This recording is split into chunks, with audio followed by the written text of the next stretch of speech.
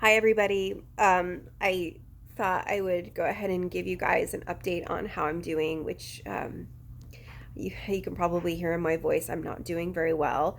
It's been a little over 5 weeks after my fifth blood patch, and I haven't been right for a while. This recovery has been really difficult, and I was just thinking, oh, it was a high volume patch. It's probably just going to take me a little while to get over it.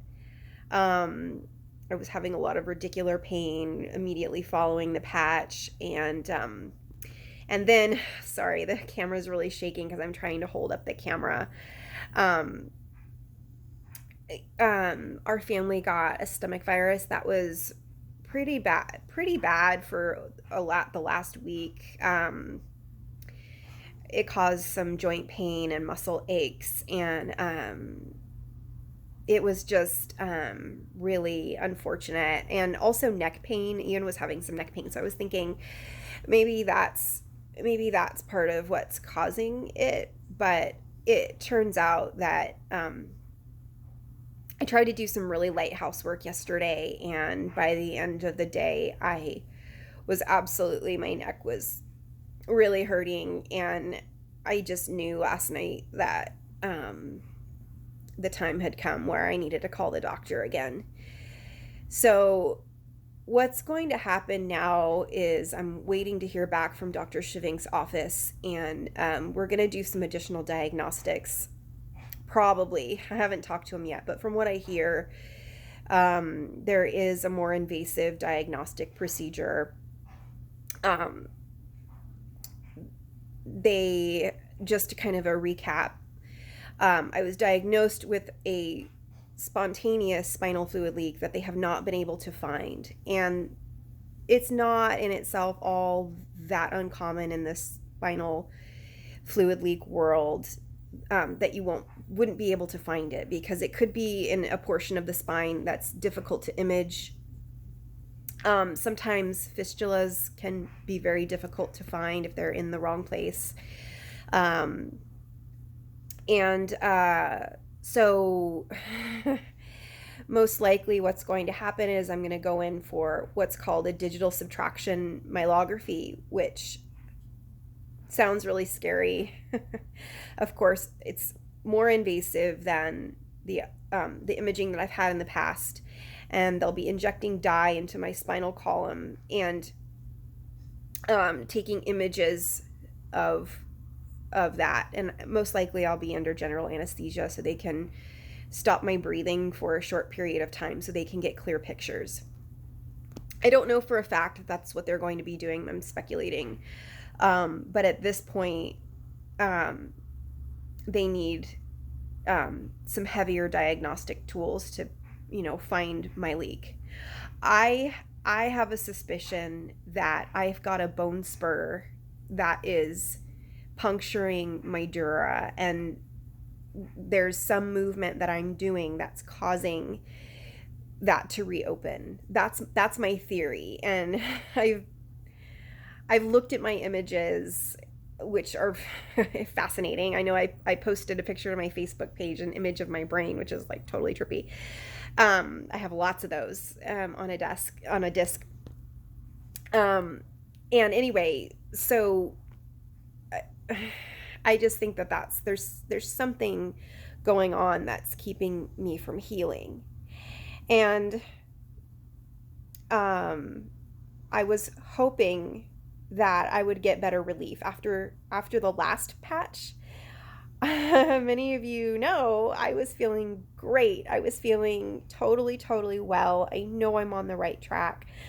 And it was so devastating when it had failed. I was coming back from, or going to pick Aiden up from his school, and I felt it. I felt it leave my body. I felt it all being taken away from me. And so I was much more cautious this last patch. And also, not as, I don't know, trying not to get my hopes up, and I'm glad I didn't. I mean, it's still really devastating. It's Although I did manage to go trick or treating to a few houses with Aiden on his first Halloween. There's a lot I'm gonna be probably missing over the holidays. I'm definitely gonna be missing Thanksgiving. I mean, not missing it, but I was really hoping that I'd get to cook a turkey this year, and be in the kitchen a little bit, and that's not going to happen. Um, Aiden's birthday is December 9th. I won't be able to do much. And then, of course, there's Christmas and New Year's, and we were hoping to do a little bit of traveling, and that's just not going to happen. So, all of that's pretty devastating. Because you can't really quite see, but I'm not at an angle at all. I'm nearly flat. I have a few pillows behind me, but I can't sit up more than a 30-degree angle. And even now, I'm still recovering from getting up very briefly to use the bathroom, and I'm still actually, you can see here, I have tremor, and my voice is shaking a little bit. Um, I'm a voice artist. I use my voice for a living. And I'm also a musician, and I haven't been able to play my flute, and it's been, I think, almost 6 months now. I actually did teach a lesson last week, which was so wonderful. It was quite painful, probably for my student, because I had to sing all of the things that I was trying to teach. um, but also, it just really felt I wanted to play so badly, and so now I have another, lesson scheduled for next week, and I there's no way I can teach. I mean, I guess I could lay here. Actually, you know what? I'm gonna call her. I'm gonna see if I can lay here and teach. Because, oh, I don't know. I I'm hoping I'm gonna hear back from Dr. Schmink's office really soon, and I'm hoping that they can find this leak. There's a reason why they don't do a digital subtraction myelography on the first go. It's invasive, and having dye injected into your spinal column, it can cause nerve damage, and so it's risky. Um, Blood patches are risky, too. I mean, just, but now we're getting into territory where we need to find it, and there's a chance it's not going to be found. Um, I'm trying not to think about that, but I'm also trying not to get my hopes up. But I mean, I don't.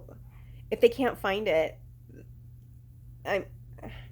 Anyway, I'm not gonna keep going down that road. But what I'm saying is, they need to find it. They need to find the leak. And if they do find the leak, what happens next is they'll either do what's called a fibrin glue patch. So they'll use a sturdier material to inject that into the spot, and patch it up. Or if it is a bone spur, they can go in surgically and perhaps shave down that bone spur, and either use glue to patch me up, or actually stitch up my dura. Of course, I don't want to have surgery either. I don't want to have any sort of needles or knives or anything near my spinal cord. I don't want that. I was in a Facebook group of people who are dealing with the similar issues, similar mechanical issues, who've been diagnosed with chronic fatigue, or ME. And one of the people in this group you were talking about, blood patches versus surgery, and why wouldn't you just have surgery? And well, surgery is pretty invasive too, so if blood patching actually solves the problem, that's great. But once you get into multiple patches, the risk increases. So I know I'm babbling, but I have a lot of brain fog, and I'm still kind of in this weird, it's not really shock, I guess. It's just I'm still trying to process what all of this means for the coming months for me, because um for the last 6 months I've been bedbound for about 5 of those, maybe a little bit less than that, but with restrictions for sure. In the last 6 months, I've probably only picked up Aiden and picked him up and held him like that probably twice, 3 times maybe.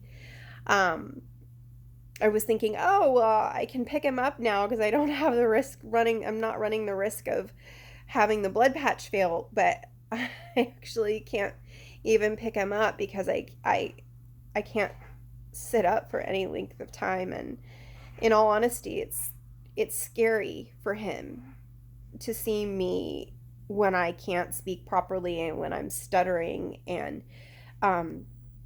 a lot of times this eye tends to droop, and it can be a very scary thing for him. So I try to stay lying down as much as possible, and I try for him to not be around me when I have to stand up and go to the bathroom or do something where I'm sitting up for a prolonged period of time. So I just don't.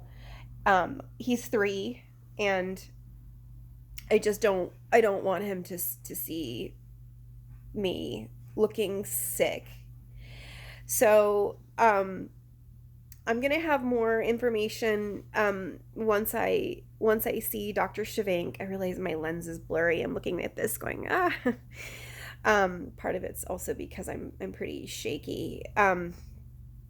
So I'll let you all know what Dr. Shivank says and what the next steps are, because this is just, at this point, I don't know.